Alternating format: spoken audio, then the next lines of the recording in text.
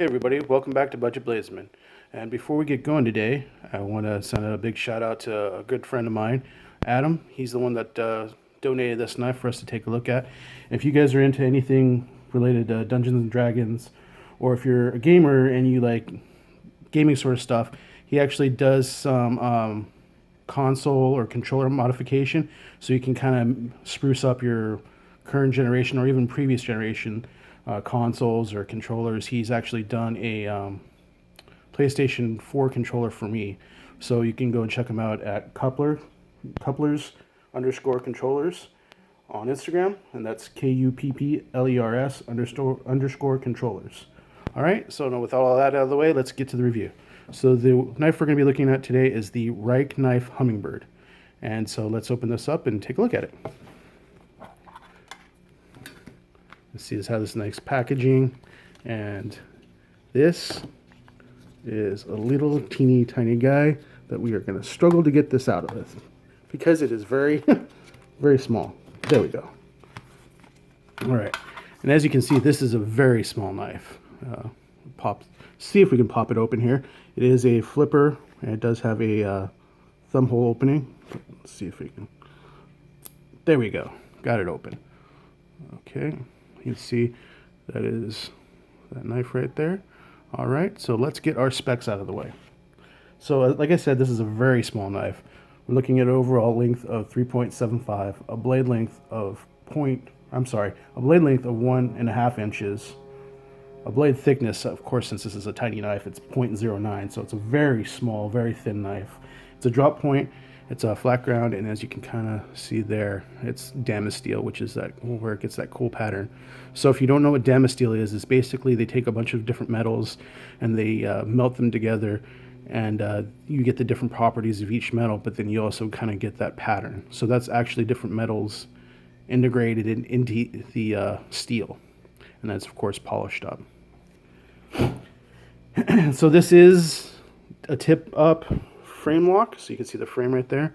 Close that up, and it is tip up, and I guess it's right hand carry. We'll get to that in a little bit. You can see the pocket clip there, nice milled pocket clip, and I'll just open it like that because it is a little hard to open with the flipper tab. It is made out of titanium, so this is a titanium handle. See, it's really nice finish. This is made in China and is 0.6 ounces, so it's not even it's a little over half an ounce.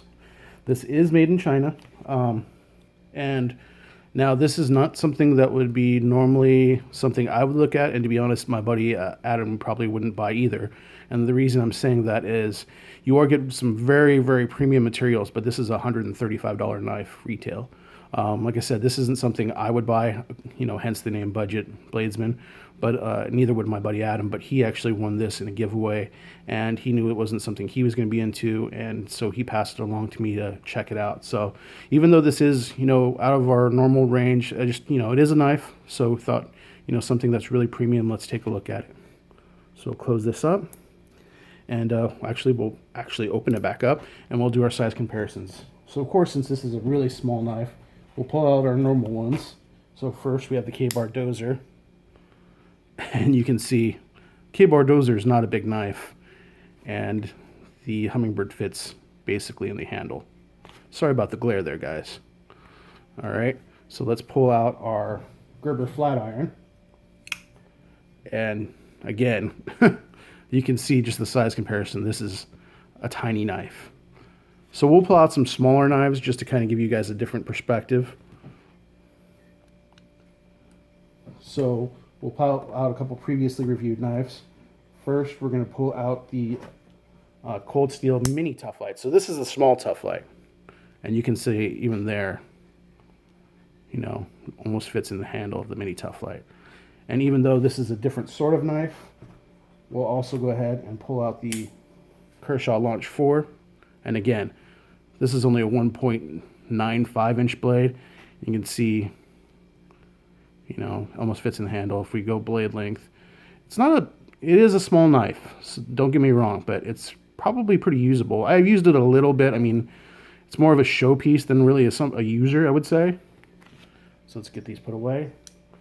And I actually haven't carried it in the pocket, but we're going to see how it looks See if it even goes in the pocket. So we'll pull out our shorts slash khakis, and let's see if it actually, this is going to be a first for me too. See, this thing is so small.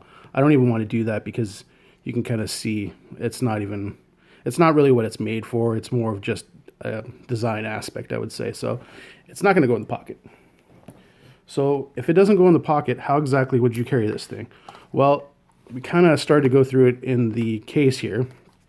So what they have is they have a ball and chain setup, and then they have a Kydex sheath. So close that up, and so you can see it clicks in there, and there you go. So that's how you would carry it. I will say, I mean, really what I think this piece is a basically showing off materials and design. So I would say I really wish if they were going to use this method to carry it instead of the Kydex, something that would kind of enhance the knife, you know, show it off a little bit more. If that's what you're going to do, if it's not going to be, obviously this isn't really meant to be carried, it's more of a show piece, I would say. Do something a little bit more than this. If you're going to spend all this money on something this small design-wise, make your carrying situation something that you could see the knife. Of course, you can see this, I mean, if you were carrying it out, but it would be, you know, a little more classy if it was something other than Kydex, you know, something that could maybe show it off a little bit better. I mean, I'm sure you're still, this is also, I would say, a conversation piece. So if somebody sees you carrying this, they're going to be, what the heck is that? And you know, you can pull it out, and nobody is going to be scared of this guy. I mean, nobody's going to be scared of a, you know, half-ounce, 1.5-inch blade knife.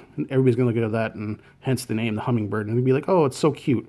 And then maybe it's a conversation. I think really that's what it is. It's twofold. It's a design piece meant to show off Rike Knives' abilities to make a knife and their machining processes, and it's also a conversation piece.